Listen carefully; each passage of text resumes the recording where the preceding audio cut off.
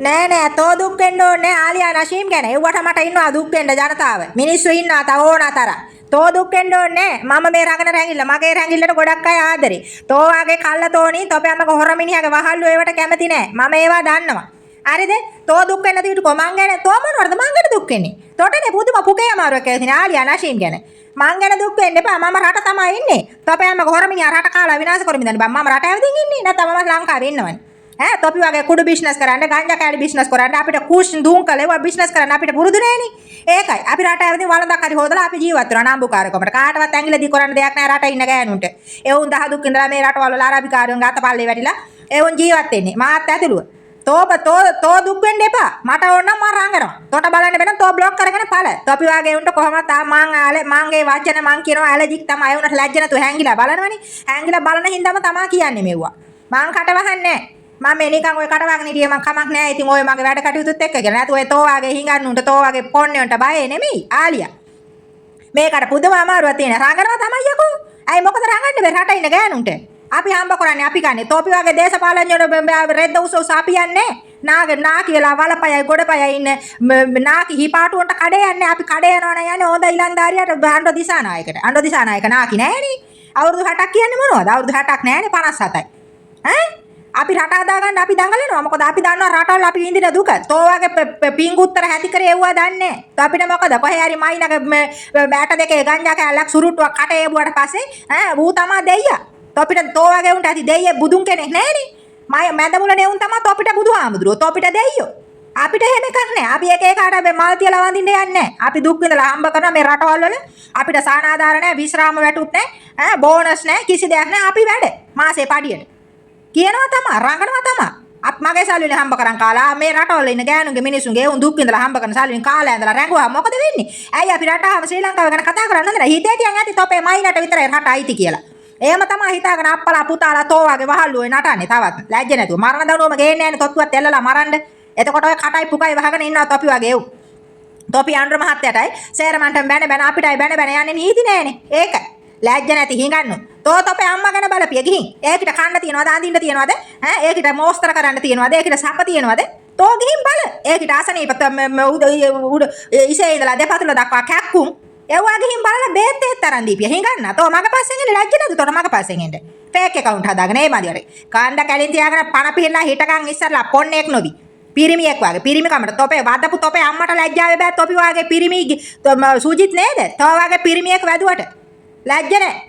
ඒ ගෑණිට වහබොන්න හිතනවා මම මේ කියන වීඩියෝ එක ගිහින් අහන්න දීපිය වදපු එකකට තොගේ. තෝ වගේ පොන්නේ වදපු උන්ට සාප වෙන්න ඕනේ. ශ්‍රී ලංකාව කාලා විනාශ කරනකන් ගෑනුන්ට TikTok එකටයි Facebook එකටයි YouTube එකට පැන ගෑනුන්ට බැලමන. තෝට මොකද්ද මාත් එක්ක තියෙන වෛරි? මට තියෙනවා තරහක්. රට කාලා විනාශ කරපු දේශපාලඥයෝ සේරමත් එක්ක මට වෛරයක් තියෙනවා. මම ශ්‍රී ලංකා පුරවැසියෙක් නේ. මං කතා කරනවා. මගේ කට වහන්න බෑ. මම ඒවා වහගත්තොත් තමයි මට ඕන හින්දා මම වහගෙන හිටියා සතියක් දෙකක්.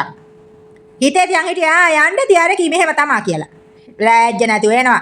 කැලින් ඍජුව හදාගන්න ඍජු කොන්දක් හොඳ account එකක් හදාගන්න Facebook එකක් TikTok එකක් හරි. ඒ හදාගෙන වර මම වගේ කතා කරපිය රටේ තියෙන අගතිය. තෝට අනුර කරන්නේ කොහොමද නැත්තම් තෝ අනුර විවේචනය කරපිය ප්‍රසිද්ධිය අපි වගේ ඇවිල්ලා අපි මේ මයිනා කරපුවා රනිල් කරපුවා චන්ද්‍රිකලා කරපුවා සිරිසේනලා කරපුවා මේ කියන්නේ. තෝත් කිය. එහෙම. එතකොට තෝටත් ජනතාව එකතු වෙලා ඔව් එහෙම තමයි මෙහෙම කරුවා අපේ අම්මට හැමුණුවා කියලා තෝට කමෙන්ට් දායි.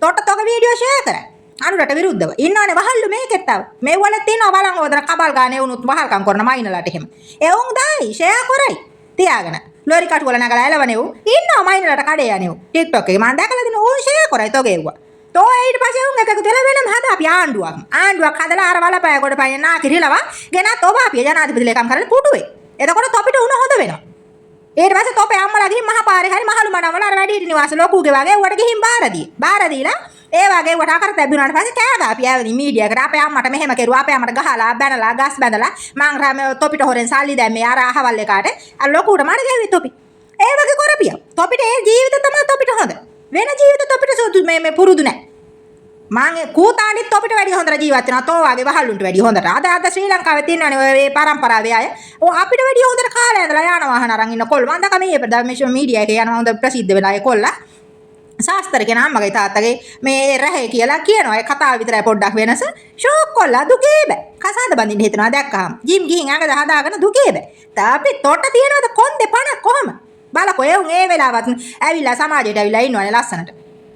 ඒ නිවේදක යනවා ලැජ්ජාවක් කියලා හිතෙන්නේ නැද්ද සාමාන්‍යයෙන් ඉතින් කතාවට කියනවනේ කූතාණ්ඩියෝ සාත්තර කියන අය රොඩි කුලේ ඊට පස්සේ කියනවා නේ ඉතින් ඒ වහේ කාලේ ඉඳලා එන දේවල් ඒවා මට වෙනස් කරන්න බෑ නේමයි කියලා මං ඉතින් හැංගිලා ඉන්න ඕනේ මං ඉගෙන ගත්තා මං සමාජයට ආවා මං යාන වාහන අරන් ජීවත් වෙනවා ඒවා කරන්න වගේ වගක් නැහැ ආලියගේ මේ අහවල් එක පස්සෙම එන්න ඕනේ ආයේ මේකේ ආවේදී මේකට ගහන්නේ කවුද කොටන්නේ කවුද ලෙව කන්නේ කවුද ඌවා තමයි බලන්න ඕනේ ලැජ්ජ නැතුව මගේ පස්සෙන් එන්න එපා එච්චර මගේ වීඩියෝ බලන්න එපා තෝ වගේ වහල්ලු මම වහල්ලුන්ට වහල්ලුන් අපිට වැඩක් නැහැ මම අපේ රට හදාගන්න අපේ රටට ඉපදුණු රටට ලේ වලින් ආදරය කරන මොක්කු හරි ඉන්නවනම් මම පස්සේ වරු මං තොපි වෙනුවෙන් පෙනී හිටලා කතා කරන්න තෝ එන්න බා මං පස්සේ හැංගිලා ඉන්න පොන්නේ මොකටද මට ලැජ්ජ නැතුව තොපේ අම්මටයි තාත්තටයි මයින්ටයි සිරන්තිලා දින සප තියනනම් තොපි වුන්ට කඩේ ගියාට කමක් නැහැ මං ගැන දුක් වෙන්න එපා මං හොඳට කාලා බීලා සැපේ මේ ඉන්නේ ෂෝක් VIP මේ හවුස් එක මම මේ ඉන්නේ හරිද මං කාලා බීලා මේ නාලා බුදියන්න තාන්නේ මේ තෝ මං ගැන වද වෙන්න එපා මං ගැන වද වෙන්න දුක් වෙන්න හරියට කොල්ලෝ කෙල්ලෝ ඉන්නවා